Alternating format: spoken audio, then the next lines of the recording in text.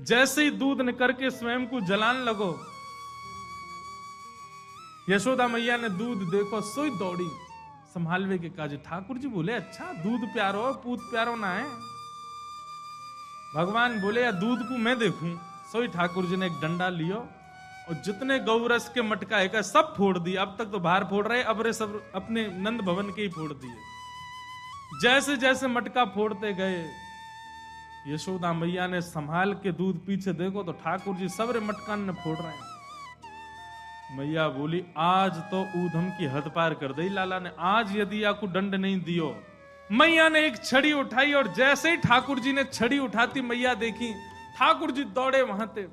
अब आगे आगे ठाकुर जी दौड़ रहे हैं, पीछे पीछे मैया दौड़ रही हैं और पूरे गोकुल में ठाकुर जी चौकड़ी मार के दौड़ रहे हैं। कभी कोई गली में घुस जाए, कभी कहीं चले जाए। मैया भी आज कम नहीं पड़ रही, बोले आज याकू दंडित करूंगी करूंगी, आज ना छोड़ूंगी याकू।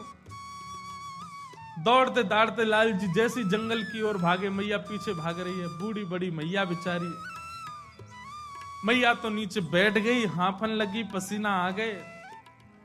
ठाकुर जी दूर एक वृक्ष के पीछे खड़े है गए, वहीं से मैया को देख रहे हैं और दूर से ही पूछ रहे मैया कहां गए हो, अब काहे को ना दौड़ रही, जल्दी आ। मैया बोली अरे लाला मैं थक गई हूं, हार गई हूं। अच्छा मेरी मैया हार गई है? बोले हाँ हार गई हूं। अरे मैया तेरी हार कैसे दूर होएगी, तेरी थकान कैसे दूर होएगी मैया? मैया बोली मेरो लाला यदि आए करके मुंह को गले पे लगाए लेगो तो मेरी हार दूर रह जाएगी। ठाकुर जी बोले मैया मेरो मन तो है रो आवे को, पर मैं आऊंगो ना। क्यों क्यों ना आवे को? मैया तेरे हाथ में जो छड़ी लगी है तो मुझे तो डर लगे, पहले याकू फेंक, दूर फेंक के आ तब आऊंगा। मैया बोली अगर मैंने फेंक दी तो आ जाएगा? बोले हाँ आ जाऊंगा। मैया गई दूर जाकर के छड़ी दूर फेंक दी। ठाकुर जी देख रहे हैं कि हाँ छड़ी फेंक दी। छड़ी फेंक के मैया जैसी आई सो ठाकुर जी दौड़ करके गई, मैया के गले से लग गए, गले में बैठ गए। मैया के हृदय में आनंद है। बहुत देर तक तो ठाकुर जी को ऐसे ही रखो, थोड़ी देर में मैया को याद है नहीं नहीं यशोदा आज तो तू गुस्सा में। तुरंत ठाकुर जी नीचे उतार दी, हाथ पकड़ लियो, कस के बोल अब चल, अब तो बताऊं। मैया तेने तो छल कियो मेरे संग हैं, छड़ी दूर फेंक करके तेने मुझको फिर पकड़ लियो। मैया मैं इतनो दयालु तेरो बेटा, तेरो सुत, और तू इतनी निर्दयी कैसी हैगी मैया?